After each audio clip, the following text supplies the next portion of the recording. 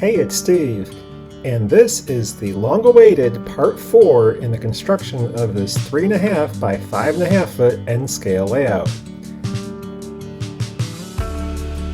Okay, so when we left off at the end of Part 3, I had finished building the base scenery, had the structures and lighting installed, and had put down a base layer of dirt and ground foam on most of the layout. While the layout looked close to completion, there was still a lot of details to work on, as well as getting all the trees made and installed and the water features completed. But anyway, the first major task at this point in the construction was building and installing trees. I use super tree material, which is generically called seafoam, for all the tree armatures, and so I just did was stick a bunch of those on a piece of foam. I sprayed them all with a camo brown spray paint first, then kind of dusted them with a little bit of a light gray primer to kind of add some highlights to the texture of the wood. And then I came back the next day and worked on adding the foliage. Now, I made up a mix of diluted matte medium and a cup and kind of just stuck pieces in there, let them soak for a little bit, and then I'd pull them out. And after their brief anti-aging bath, I would basically sprinkle whatever color ground foam I wanted on each of those tree armatures. I kind of went with oranges and yellows and reds, and as well as some greens and browns. And I try to keep the bright colors pretty sparingly used. For the most part, your dull reds and burnt orange colors are kind of the more typical fall colors you're going to see on average. You will see, obviously, some brighter reds and oranges and yellows and such on trees, but typically you're not going to have all the trees be in a vibrant color all at the same time. And so typically you're going to be kind of seeing these little splashes of brighter color, while other trees are kind of maybe, already turning a little bit brown or they're just starting to turn color after being green. And so I'm trying to create as much variation in that range as possible, but keeping those bright colors for the most part pretty limited, since it doesn't typically look very realistic if all of them are in this very bright, vibrant color. So once I had all the trees on my sheet of foam done, I sprayed them with some more diluted matte medium, and then once that was dry, the next day I came back before planting them and sprayed them down with a flat clear coat to help further secure that ground foam. Now with the first set of trees done, it was time to start installing them, and so this is a pretty simple process. I just simply poked holes in the scenery with a small screwdriver that was about the size of the tree trunks, added some glue, and placed each tree in one of the holes. Then I repeated that for all of the remaining trees, but that first set of trees didn't really go very far, and so I made another set and installed those. And I still had a long way to go in order to cover most of the layout, and so I made 2 more sets of those trees and installed those around the layout.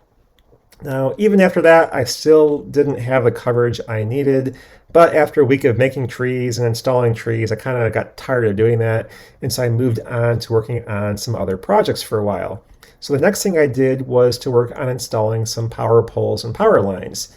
And to do that, I picked up the Woodland Scenics utility system to try out on the layout. And this system is pretty cool. It includes a set of poles that have wires already attached, and they're sort of a thread-like material that are strung through the poles. And the poles have little holes in the cross arms that those thread wires pass through. So if you look up close, it doesn't look realistic because they're not going on the insulators, they're going through the wood cross arms. But with N-scale especially, if you're standing back a couple of feet, you can't tell. I mean, I can't tell with my eyes at least, whether they're going through the cross arm or over it or whatever. They do also have a transformer connect set, which includes transformers you can connect to the main poles, and then some additional poles with single wires to use to run to your structures and to add.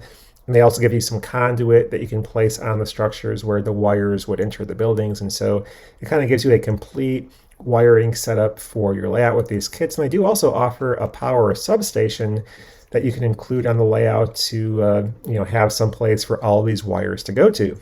And these kits are pretty easy to install. I just, kind of like trees, I poked holes in the scenery where I wanted each pole to go and then just glued them in place. And so the main thing here is just you can kind of spread the poles out pretty evenly, and the wires will basically just slide right along through those poles. And so it's a very easy installation. The only thing you have to do, obviously, is when you get to the end of the set of poles that comes in each package, you're going to have to glue the thread, wires to that last pole so they don't, slip out. You want to get the tension kind of right as well. I thought it would be useful doing this to kind of glue the power lines to each pole as I went along. so they wouldn't pass through freely. And if you kind of ripped one out, it wouldn't pull the whole thing out. It might just, break the wire at one pull. And so I thought that might be a better way to go. But that caused some tension issues. And so as the glue soaked into the thread, it kind of changed the tension on the wires, and so some got a little tighter, some got a little looser, and so it didn't quite look as good as what it did before I applied the glue, and so just kind of a lesson learned there. Now these lines are not as elastic as something like Easy Line, which you can use to do your power lines, which is very stretchy. It's very forgiving if you hit it and that kind of thing. So I don't know how well these will stand up to abuse, if they get continuously whacked with hands and vacuums or whatever else. But they do seem pretty durable, and so time will tell. Next up, it was time to start working on the backdrop. And while I planned to install a photo backdrop, I wanted something in between that and the layout itself. Part of the reason was just simply so if the backdrop wasn't being used, there would still be something there behind that last track, and that kind of would help protect trains from falling off the edge and back behind the layout. So I cut a thin piece of birch plywood to length and then just cut a wavy top to it. And then after a test fit and some sanding, I painted the layout facing side with brown paint. And while the paint was still wet, I sprinkled on some of the same dirt and ground foam that I used on the layout itself onto the backdrop board. And once I had all the ground foams in place, I soaked them all with the same diluted matte medium mix I used elsewhere on the layout. But that moisture was causing the wood to warp, and so I kind of used my ever versatile 1, 2, 3 blocks to help weigh everything down and flatten it out while the glue and the paint dried. I secured the backdrop board to the back of the layout mainly with glue, using tape to help hold it against the foam of the layout, and a 1x2 board clamped to the bottom of the layout, which was pushed tight up against the backdrop board, and that really effectively provided a nice 5-foot long clamp to help hold that backdrop board up against the layout. I then cut another piece of birch plywood to place on the short side of the layout where the mountain is located to kind of add more strength to that and durability, and really just to make it look a lot nicer. I also wanted to cover the wiring on the bottom of the layout. While that isn't really needed, I did have to ship this layout, and so having the bottom covered would make it far more likely for everything to kind of survive transport. And so I went ahead and I cut a sheet of 1/8 inch birch plywood to fit the bottom of the layout. I cut the corners out as well so the legs would fit through and be easy to attach those and take those off. And then I put a big notch on one end where the power strip was, and so you could easily reach in there and attach the plugs to it. I did have mounting blocks throughout the underside of the layout and then just the overall wood edge of the layout as well. So I had plenty of places where I could attach that underlayment of birch plywood and screw it in place and secure it. But with that board lifted up there, I couldn't obviously see where the wiring was, and so I had to make sure I didn't end up putting a screw right through some wires or one of the other components I had underneath the layout. And so what I did was basically to put a thick dab of black paint on the underside of the layout everywhere that I planned to put a screw in to help hold that bottom cover in place. And then I lifted the panel up into place, pushed it up as tight as I could everywhere around the layout. And then when I dropped it back down, I had black dots of paint in all the locations where the screws needed to go. But of course, those were on the inside and not the outside. So I had to go through and drill holes through the middle of all those black dots. So when I put the board back up in place, I'd be able to tell exactly where to put the screws and make sure they were going to go in safe locations well away from all the wiring. Then it was just really a matter of laying on my back and supporting the wood with my feet and hands and try to kind of get those first few screws in to help hold that board in place. But once I got the first few in, which was a little bit tricky, everything else went pretty smoothly, and now I have a nice bottom cover to the layout, as you can see. One small project I tackled was adding a bit of advertising on the layout as well. I picked up a Miller Engineering sign kit that I installed on the layout at the top of the mountain. All I basically had to do was drill a hole through the layout to pass the wires, and then I attached the sign, which is kind of a pretty thin and flexible sign, to a thin piece of birch plywood so it would be pretty durable and it wouldn't get broken if you hit it. And then I had to make up a sign to actually tape onto that blank sign that you got in the kit. And so I just took some old 20-year-old transparency film that I had found in the closet and printed out my logo on there and some text, and then I just taped that to the sign using some double-sided tape, and it looks pretty good. And the control board and batteries that power the sign are located on that side of the layout underneath the mountain as well. And you can just flip a switch there to turn the sign on and off, and also control how the lights flash and move around the perimeter of the sign. At this point, I shifted back to working on more trees. I was pretty tired of making trees, and so I cheated from this point onward and just picked up some various ready-made scenery materials, including a half dozen boxes of Woodland Scenics fine leaf foliage. And that's really just super tree material, or that seafoam, that has already been painted and already flocked for you, and it's ready to use. And of course, you pay a pretty hefty price premium for that time savings of not having to paint it and glue everything on there yourself. But at this point in the project, saving time was more important to me than spending quite a bit more time in making all the trees by hand. The fine leaf foliage kits, though, are relatively hit and miss in terms of what you get inside each container. In this box, all the material looked like ready-to-use trees. I used all of it as trees, actually, from that particular box. But in half of the boxes, the material wasn't really tree-like. It was more just like a big blob of shrubs. And so you could break off some pieces and use them as trees, but for the most part, it wasn't as usable. And so it was really hit and miss in terms of what you got from each box. But I still did use almost all the material from those boxes. It's just that some of the material in some boxes was more like clumps of shrubs and some made better trees. And so anyway, the fine leaf foliage packages allowed me to add dozens of extra trees pretty quickly, and in some colors that were just a little bit different from what I already had on the layout, kind of adding to that variety of fall color that I had on the layout. And so once I was basically done adding trees, I stained the sides and back of the layout a cherry color to match the layout frame. And so from that point on, it was time to get that photo backdrop prepared and installed. I unrolled the backdrop on some birch plywood to kind of try and figure out how I wanted everything to be arranged. And since that lower third of the backdrop wasn't going to be visible anyways, it'll be behind the layout, I didn't have to cover that whole bottom third of the backdrop board. I then glued and clamped together a couple layers of 1/8 inch birch plywood to, basically get it to the thickness I wanted, and to also kind of create a little bit of a ledge for that backdrop to basically use to sit on the back edge of the layout. I then put a strip of wood along the bottom edge as well, and so when the backdrop was in place along the back edge of the layout, that wood at the bottom would help prevent the backdrop from lifting up, and the ledge on top would help prevent it from falling down. And so all I had to do was kind of hold it up against the back of the layout to keep it from moving in any direction. I then stained and polyurethane the backdrop, the wood additions on the sides of the layout, as well as some trim pieces I wanted to put around the printed backdrop.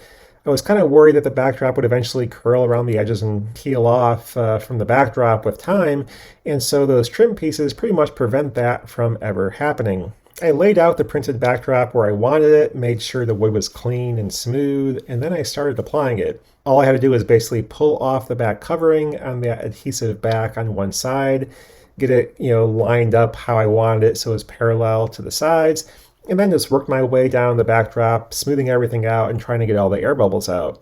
Then I glued on the trim pieces using some waste to hold them in place while everything dried and things were ready to go. To install the backdrop on the back of the layout, I just rested on the layout frame and then secure it with a couple of bent nails, and later I changed those to be slightly nicer looking L-shaped hooks, but basically functioned the same way. I also made and installed a little door to cover the access hole in the side of the mountain in order to better finish off that side of the layout as well. The last major step was to work on the water features. There was a small pond on one end of the layout, and I did that water feature first. I mixed up 2-part Envirotex epoxy and added just a hint of blue color to the mix, and then poured that on the layout and used a small blowtorch to remove the air bubbles before it cured. The main water feature was up next, and I started out with the waterfalls since those were the main focus of the whole water feature. I mixed up more of the 2-part epoxy and used the cotton ball technique once again that I've used on some previous projects. I soaked stretched out cotton balls in the Envirotex and then applied them where the waterfalls were located. The cotton really absorbs a lot of the epoxy and keeps it from running down, and you can basically apply it and sculpt it and get it into the shape that you want, although it is very sticky, but it does allow you to kind of work the waterfall in place vertically instead of doing it kind of like horizontally off the layout and then gluing it on later. I did the small waterfall first, and then the rapids above the big waterfall, and then finally the big waterfall itself. And this was a little tricky since, again, the epoxy, so cotton, wants to stick to everything you try to touch it to. And so I had to kind of place it on the layout, and then, usually just using 2 different sticks or a couple pairs of tweezers, one to kind of hold it down, another one so you could pull the other tweezer away and then eventually kind of get things worked in place. And basically, you just have to be careful not to make a big mess of things. But I gradually built up one layer of the waterfall, and then I poured the resin I had left over at the top of the upper stream and just let it run down towards and over the waterfall, filling in all the low areas along the way. I then mixed up another batch of the Envirotex epoxy so I could add onto the waterfall and then pour what I had left over into the lake area to produce the first layer of water there. I then let that dry overnight and then came back the next day and added a second layer of epoxy soaked cotton to the waterfall to help fill it out. I also poured in the second layer of epoxy in the main lake area since that was going to need a few layers to get to the depth I needed. Since this layer ended up being pretty thin, I decided to mix up another batch of epoxy to add to the lake depth. Since things were going well, I decided to try and wreck everything by adding way too much of the blue dye to the epoxy mix. And for some reason, I thought it would become more transparent when mixing with the existing epoxy in a thin layer and look more like blue sky reflecting off the water, but it really didn't. It actually doesn't look that bad on the video, but in person I couldn't really stand the way it looked, and so I had to try and fix it. So a couple of days later I took 2 shades of darker Vallejo acrylic model paint and mixed that in with another batch of the Envirotex. And the Vallejo paint works really well as a way to dye the Envirotex epoxy. I poured a thin layer of that new darker shade on top of the existing cured epoxy resin, and I think it came out pretty good. I was going for a blend of some New England River photos that I found online like these 2 here, and I tried to get something in the general ballpark of those photos, and I think it came out pretty close. Finally, I touched up the waterfalls a bit with some Woodland Scenics water effects in the lake and river with some water ripples, also from Woodland Scenics, and dry brushed on some white paint to kind of highlight the overall waterfall itself. Now I thought it'd be kind of fun to add some canoes to the river, and so I added a pair of Woodland Scenics canoes and canoers, and I added them right underneath the bridges so you would only see them from certain angles, and I thought it'd be kind of a nice little surprise that you would find as you looked around the layout. The layout was still lacking people though, and so I worked on adding some benches and people around the train station and then around the town in general, along with a few dogs and cats. Next, I added some road striping to the bridge using a Woodland Scenics road striping pen, and I didn't add striping anywhere else just because I thought I couldn't effectively add those markings in place without making a mess of the road or causing damage to something else alongside the road or whatever. And so while there are certainly road markings and other items that are definitely missing from the layout, especially around the grade crossing, I generally just felt it was better to leave those off than to put them in there but do a bad job of it or it'd be very obvious that it was messed up. And so I just felt it was just kind of a safer thing to leave some of those things out, especially in N scale, because it's a lot more obvious when you make a mistake than it is when you just sort of leave something out. I continued to add more people and random details around the layout, including a couple more road signs, and I glued down all the vehicles as well so they wouldn't roll around during transport and they would pretty much just stay where they needed to be.